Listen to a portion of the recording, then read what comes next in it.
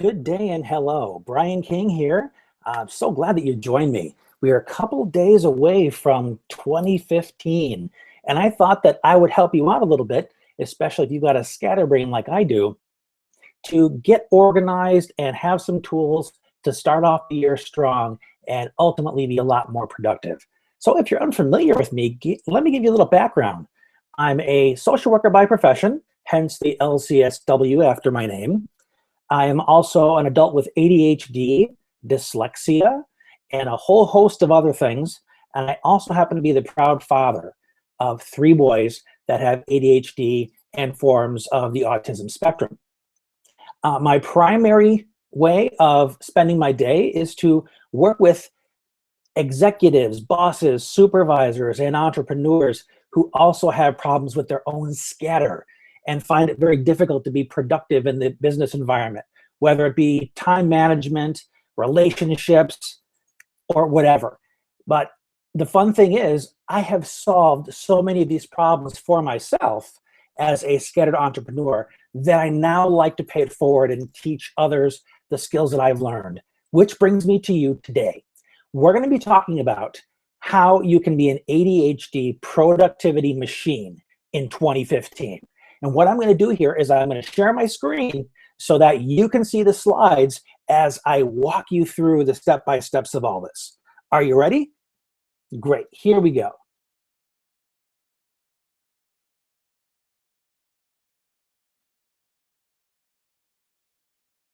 All right then. So let's start off with the most obvious question. Before you can set any goals, before you can take any action, you first need to know, what do you want? There's this wonderful quote by Lewis Carroll that I quote it all the time, and I hope it'll become a favorite of yours too. He said, if you don't know where you're going, any road will get you there. Do you get what he means by that? There are so many people, you ask them, something as simple as, what do you want for dinner? Oh, I don't know. Oh, you want to go see a movie? Which one? Oh, I don't know. If you can't even make those simple decisions, how on earth can you construct your life? And sometimes business owners that are just starting out, they're very ambitious. They like the idea of working for themselves, but they really have no idea what their company is about, who their customer is, or what they want to accomplish. So it's the same problem. What do you want in terms of your annual income? Well, I don't know. I want to make more. Well, there's a problem with that. More is what? Here's $5. Is that enough? Do you get my point? You need to be specific, because if you don't have a specific target, you can't aim at it and you certainly can't hit it. So how do we begin to get really concrete on what we want? Well, it's going to begin with a little exercise. This is thought of as it looks on the screen. You answer these questions. What do I want to do? What do I want to have? Who do I want to be? And you get as specific as possible. So let's say you want to have more free time. Okay, well, what does that mean exactly? How much more time do you need? Maybe you just need an extra hour and you can spend that sleeping to get more rest. Maybe you need an extra couple hours on the weekend so that you can go to your son's Little League game. Maybe you want to have an extra couple hours because you want to take up a hobby. You want to learn an instrument. So you want to have more time. Time is one of those wonderful things that you can never get more of. It's the most valuable resource we have. So getting more time is definitely a priority of mine. Now, what do you want to be? Now, this doesn't necessarily mean what do you want to be when you grow up? I want to be rich. I want to be famous. Which are goals that you could have. But we're talking more in terms of building yourself as a person. Maybe you want to be more patient. You want to learn how to be more calm. You want to be more attentive to your significant other, meaning you want to be a better listener. What kind of things do you want to do? Are there certain habits that you have that are causing you difficulty? Maybe you want to be more on time for appointments instead of late all the time. Maybe you want to manage your time better. You want to be better at time management so you can be more productive throughout your day.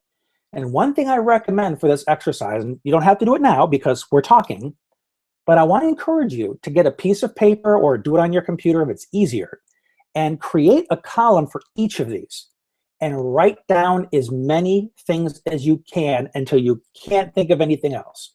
And don't repeat them. Maybe you come up with 100 do's, 100 haves, 100 be's, and what you're going to find out is once you get through all of that superficial stuff that comes to you right away, when you get to the bottom of your list, that's when you've really gotten into your gut and hitting at the core of what really matters to you.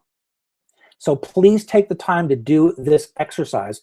And if you want, send me off an email, let me know what you come up with. I hope you're going to make some discoveries, that there are some things there that you are not aware of. And here's another thing that's important. Make sure you frame these things in the positive. So you don't want to stop being so angry, stop being so rude with people, because our minds don't respond well to stop it. What it does respond well to is starting something. So instead of saying, I want to be less angry, you can say, I want to be more understanding, or I want to be more calm. You don't want to say, I want to stop eating junk food. You want to say, I want to have more healthy diet plans, or I want to learn to cook more healthy, something like that. You understand what I mean? More positive.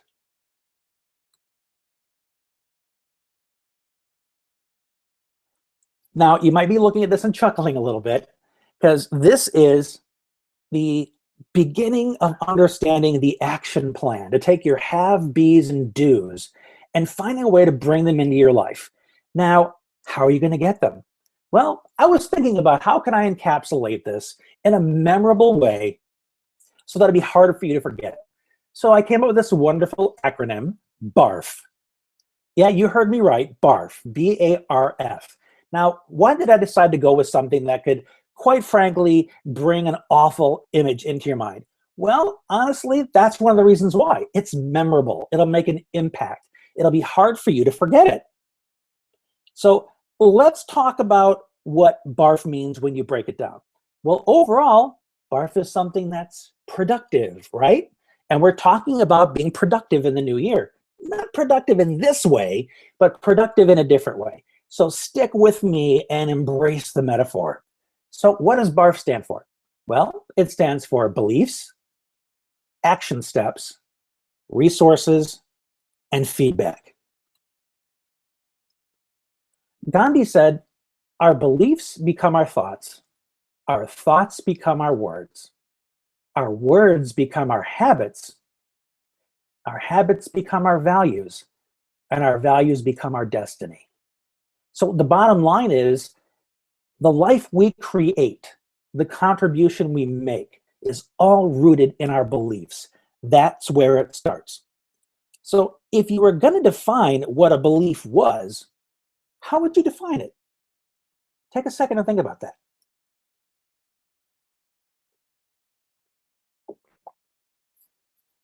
When I work with my clients to help them get clear on what their beliefs are, I explain to them that a belief is a rule about what you must do in order to experience the things you want. Let me say that again. It's a belief in a rule about what you must do in order to experience your wants. So technically, you can use the word belief and rule interchangeably. So for instance, you have a belief that you must shake another person's hand upon meeting them.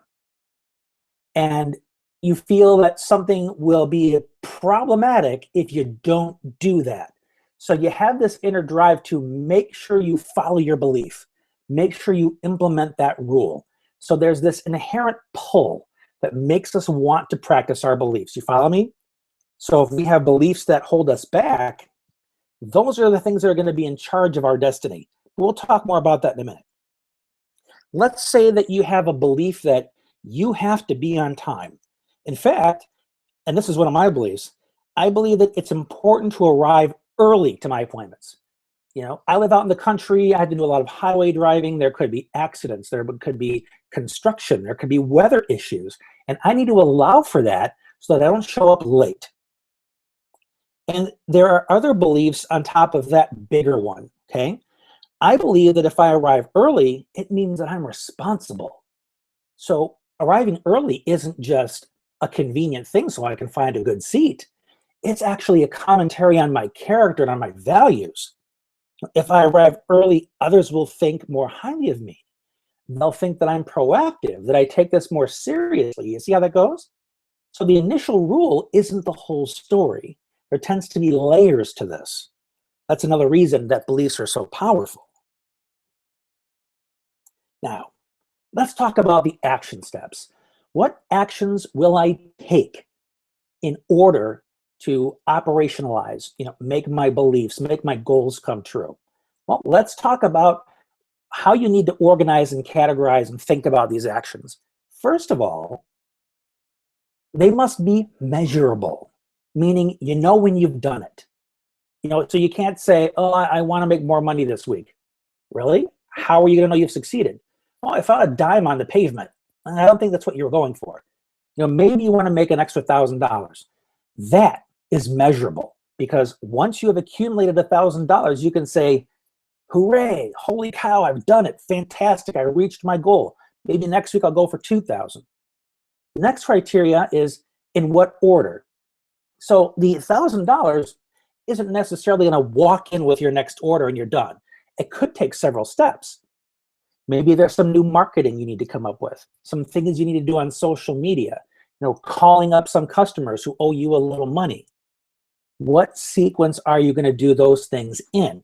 Because many times the sequence makes the difference. Like this webinar that I'm doing right now for you. I first conceived of it. I named it. I came up with some bullet points of what I was going to discuss, and I put it all together on Google Hangout, and I announced it. And I announced it again and again and again, because not everybody is watching their screen at the same time, are they? Whether it's Twitter or LinkedIn or Facebook, you need to give as many people as possible a chance to do it. So there's one action step in there that you're doing repeatedly. And if you're not sure about the order, which can be a problem with us scatterbrains, I know it is for me, one thing you can look for is a template. Look for other people that are doing webinars, because they've organized things. They've talked about their points. They talk about their benefits. They talk about the takeaway. And you don't copy their words, because that's plagiarism. That's bad form. But you can model their structure. And that can really help you order things much more quickly instead of racking your brain and trying to get it to do something it doesn't do well. Make sense? And here's another item. In what time frame do you have to accomplish your goal? Well, does your week start on a Monday or a Sunday or whenever? Do you want it by the end of business, which might be 5 o'clock on Friday? Or do you want it by Saturday morning, depending on how you work? What's your deadline? Not just the measurable action, which is I want $1,000 and I want to do these certain things to get it. The time frame is important, because that's how you begin to prioritize your time. Because then you can say, Monday morning, I'm going to spend the first couple hours drafting my marketing copy that I'm going to send out to my followers on Facebook and Twitter, and what I'm going to email to my list. So now you've committed those 2 hours to nothing else. Let the phone calls go to voicemail. Close the browser so you're not tempted by the Facebook feed. Just focus on that outcome, on that goal. And that's what's going to help you be more productive in that regard. Because we all know, as adults in business, marketing is everything. If people don't buy into your message, if they're not as excited about the why of what you do as you do, they're not going to support your business. So you've got to be really solid in this. Now, let's take a look at all of the habits that we have that are currently producing the results we have now. The ones we like and the ones we don't like. And this is probably going to be a second list for you, where you write down the things that you do. If you know you're a procrastinator, put that on the list of things that you do now. So maybe the things you need to begin doing involves being proactive, getting an early start. So here are 3 criteria that you can use to help you sort these 2 categories out. And it can simply be explained through 3 words: start, stop, and keep. What do you need to start doing in order to achieve your goals? Whether it's to hire more employees, it's to expand your reach, you want to go international. You started as being a local business, now you're national, you want to go international. Or maybe you want to start smaller. Maybe you work in your hometown and you want to expand to the towns around you or expand eventually to the state. However big you want to go, it's entirely up to you. But there are certain things you need to start doing in order to expand your reach. Maybe make a more powerful social media presence. Maybe you need to start doing some simple presentations to let people know you're out there. Maybe you have to do some mailings. There are so many ways to do it. The next question is, what do you need to stop doing? Well, if you're a procrastinator, you need to stop putting things off. If you are one of those one last thing people, you try to leave home in the morning to go to work, to go to your office, or you're trying to leave to go to that meeting that you want to arrive early at, but you always have the one last thing. So maybe you want to stop doing that you want to decide that when it's time to go, it is time to go. And if something gets left behind, oh well. But let's not think for a moment that we need to completely reinvent what we're doing and totally turn our lives over. Maybe there are some things that we are doing that are actually working. So the third question is, what do you need to keep doing? Well, one thing that I know I need to keep doing is I need to keep using reminders. Those little things that buzz on my phone, those little things that pop up on my screen, on my computer, because those things keep me on track. I have lousy time management. Part of my ADHD is I have a hard time feeling time passing. So I need something that's always measuring time for me, letting me know that half an hour has passed, that I have 20 minutes until my next appointment with a client, that I have another hour before I need to walk out the door and go to a meeting. Make sense? So what do you need to start doing? What do you need to stop doing? And what do you need to keep doing?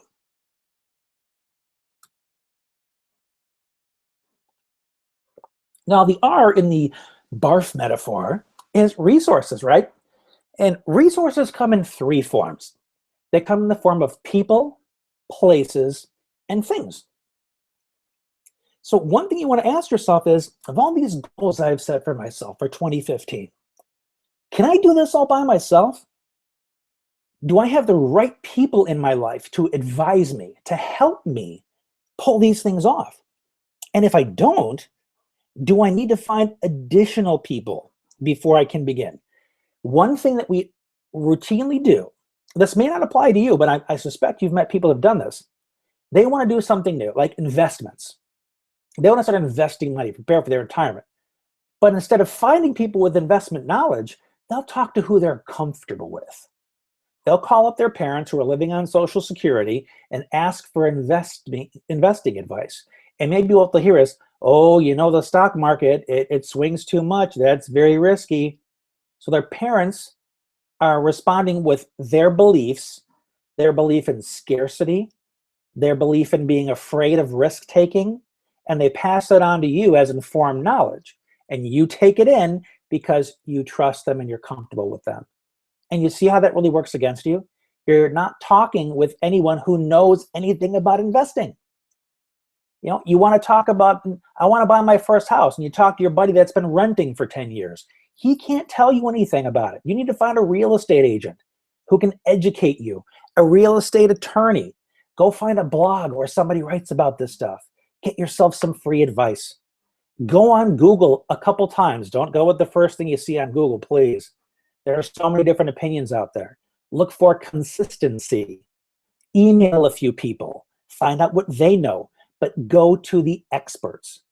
When it comes to growing your business, monetizing, product development, customer relationships, find the people out there that are kicking butt and taking names and learn from them. They're the ones that'll help you grow. Now, in terms of places, what are the things in your life right now that are helping you? In my case, I have a home office. It's on the second floor. I can adjust the lighting. I've got a recliner to sit on. And that really helps me settle in, relax, and let the creative juices flow. However, if I do it downstairs in the living room with the TV blaring and my kids playing around, it's hard for me to concentrate. So the living room is not a place that supports my goals. My office, however, is. There are some people, though, that like the hustle and bustle. They like the energy. The people that maybe want to hang out in Starbucks or Panera or someplace with Wi-Fi because they can get a nice hot tea or a coffee, they can sit there with their laptop and they can feel the energy of the day. So for those folks, they feel a lot more productive in those settings. Now, in terms of things, well, one of the things we're using right now is a computer. I know you have a computer because you couldn't be watching this otherwise. And for many people, either because they live in rural territories, they're a bit of an introvert, it's difficult for them to socialize, but the computer gives them access to the web, to the various social media platforms where they can find like-minded people who are a little bit shy too, or maybe some people that are a bit more outgoing and can give them some tips and support in getting out there, or maybe just some people to celebrate your day with you, so to give you a few likes, to let you know, hey, I'm paying attention.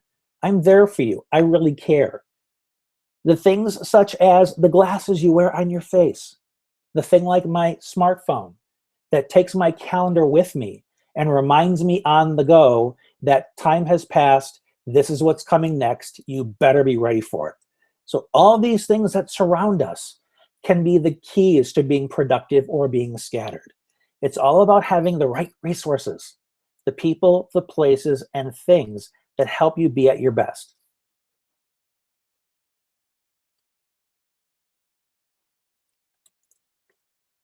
Now, the F is feedback, because we can sit there and burn the midnight oil when we're supposed to be sleeping because our head is so busy.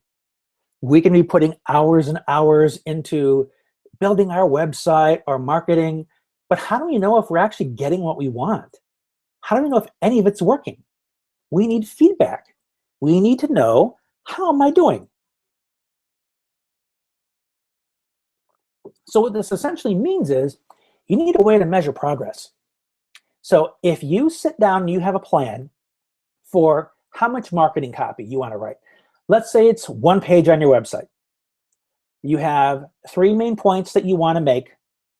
You want to list 5 benefits. And remember, if you can't think this stuff up on your own because of your scatter, go find somebody, some marketer out there on the internet that you really, really admire what they do, and borrow their structure, not the copy. Again, that's plagiarism, right? But the structure that you can then put your message into. That's how you know 5 main points, 5 benefits. And you draw it up, you put the bullet points, and you can tell if after those 2 hours how much progress you've made. Well, I got the first 3 main points done. All right, I've got some stuff done. So either you can spend more time if you have it, because your time needs to be sacred. So if you, after those 2 hours, you got to move on to another task, okay, keep to your schedule. Go to your next task, and maybe if you have some free time later, you can come back to this. Or if you have somebody that works with you that knows what you want to do, has the skill set to do it, delegate it. Have them take over for you. You can always polish it later. But if need be, you can carve out time the next morning to, after your good night's sleep, come back to the computer and finish up that project and get those 5 main benefits. Make sense? Now, here's the one problem. I really want to share this with you because it is so, so critical. So please listen closely. I just finished reading this absolutely fantastic book. It's called The Big Leap, and the author is Gay Hendricks. The whole entire focus of this book is something on what he calls the upper limit problem. And what the upper limit problem essentially is this artificial, self-imposed limit in our thinking in terms of how good can we expect life to be for ourselves. You hear this from people that says, Well, I don't think I'm ever going to have a lot of wealth because, my parents are working class and I didn't get a good education. Well, keep in mind, people like Steve Jobs, the founder of Apple, and Bill Gates, the founder of Microsoft, didn't have college degrees. What they did have was an incredible amount of resources. When you look at their stories, you see the people they surrounded themselves with, the places they went, the things they utilized to build these huge empires that basically changed the world. Now, it's not within everybody's destiny to achieve what they did, because the reality is they have their own talents too, their own internal resources, their skills, their insights, whatever you want to identify. So you're going to be building from your passion. If your passion is in computers, you probably won't do an Apple or a Microsoft. Maybe your passion is creating quilts, or in my case, my passion is helping people with ADHD be more empowered and more productive. And whatever it is, there is probably some upper limit problem in there that says, this is as much as I can aim for. This is as much as I can expect. And here's where the upper limit problem really kicks you in the butt. If you look at that ceiling and you say, that's as high as it's going to get, you're going to stop trying the moment you get there. But let's say something works better than you expected, and the results go way past your upper limit. Then what do you start doing? You start sabotaging yourself. You'll do something to screw it up, because you need to bring your success back down to what your upper limit is. Have you ever caught yourself doing that? There's a young man that I work with who his upper limit is so low, he doesn't believe that he can do anything good. If he does awesome in the school play and people are coming up to him afterwards and say, oh man, that was so wonderful. You made me cry when you did this part. He says things like, it wasn't that big a deal. Oh, I wasn't that good. I missed up that line. So he has to take the compliment and bring it down to his upper limit, because he just can't handle it going higher. So if people are afraid of success, they say they want it, but they haven't changed the belief of the upper limit. See, we're back to that belief thing again. Our beliefs make or break us every single day. They're the rules that we believe we must follow in order to engage the world safely, consistently, effectively. Our beliefs tell us the kind of people we need to hang around with.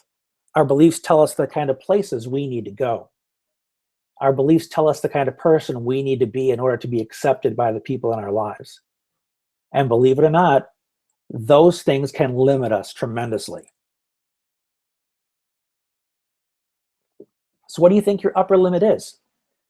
Look at the goals that you're setting for yourself, for what you want to accomplish in your career or in your business, and ask yourself, what's my upper limit? What am I telling myself is possible for me? Because one thing that's unfortunate about setting goals is people will usually settle for what they think they can get instead of working for what they truly want. They'll go for what's realistic, right? And they think they're actually being objective. Well, there was a time where it wasn't realistic to expect electric lights in your house. It wasn't realistic to expect a big floppy drive to hold a gig of information. Now we got things the size of a stick of gum that can put an entire movie file on it. It's amazing what things are now. And it's not because somebody was thinking realistic. It's because someone was thinking of what's possible. How high can I possibly go?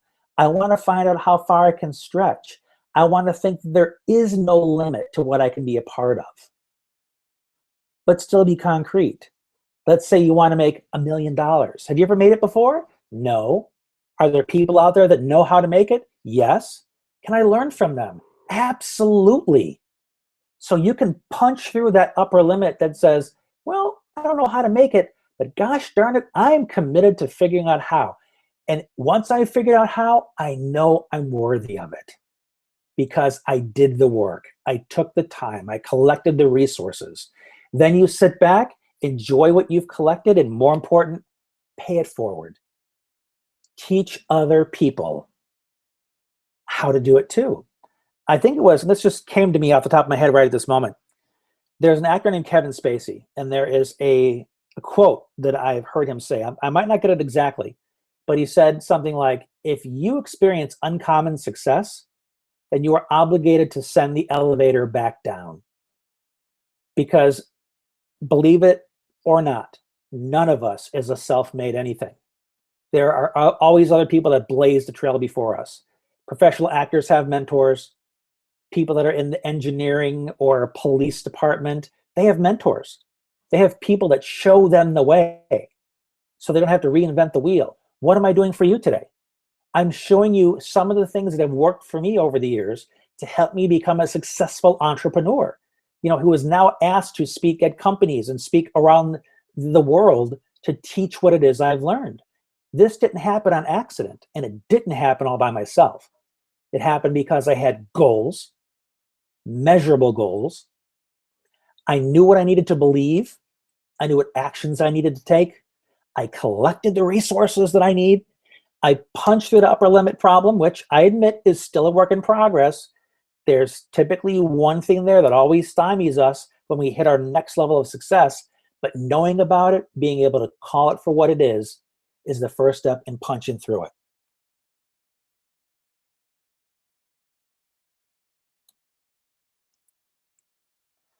Another thing, you need to learn how to say no in order to be more productive. I was just talking to someone earlier this week who, one of the problems he identified for himself was how hard it is for him to say no. Because the popular opinion of no is that it's a rejection, that it's mean. And of course, I'm sure you've had people respond this way. How can you tell me no? I never ask you for anything. Or don't you want to help me? Don't you care? People will try and guilt you so hard because you said no to them. They make it seem like it's all about them, that asking you for a favor is an obligation. Well, here's the truth about no. No is not a form of rejection. No is a form of self-advocacy.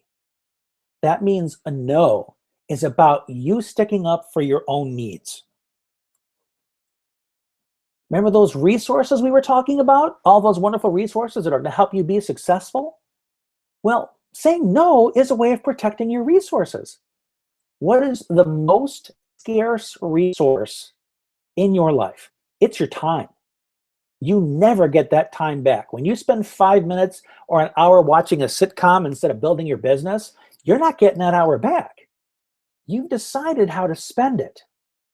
So if you have carved out your day, you have 2 hours for marketing, you have 3 hours for cold calling, you have a couple hours more to go to a networking meeting, that's your time.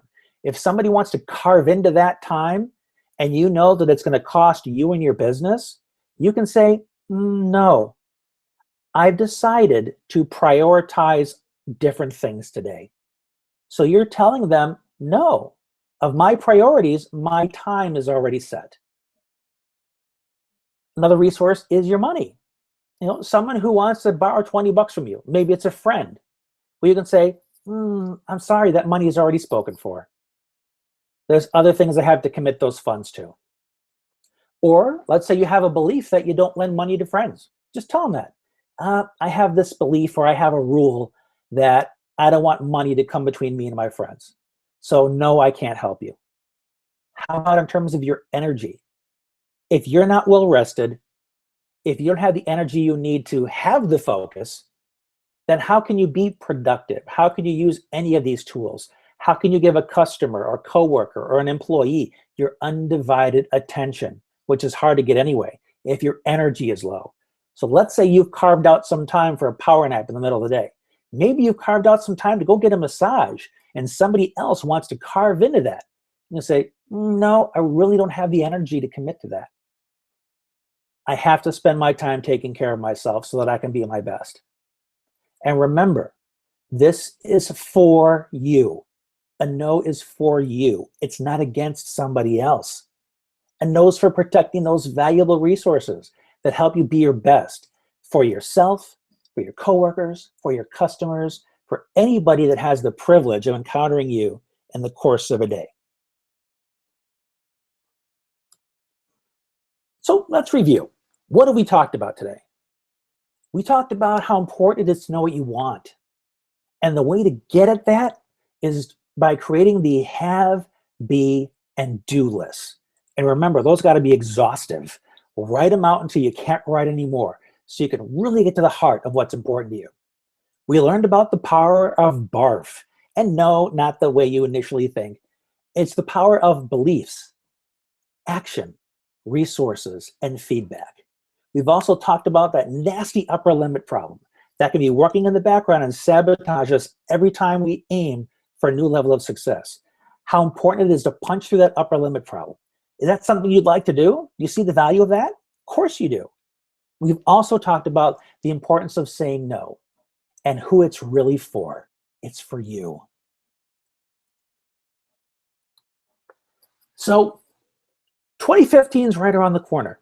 And I imagine that, like many of us, you want this year to really rock. You want to be more productive. You want to be more successful than you've ever been before. Now, as hopefully you've found out already, I'm pretty savvy at this. I can offer you a lot in terms of making 2015 awesome. So think about this scenario and what it would be like for you.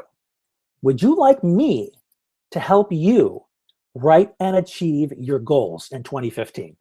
Yes? I thought you'd say that. Would you like my guidance and support on confronting and eliminating your upper limit problem? Or actually, problems, if you think about it.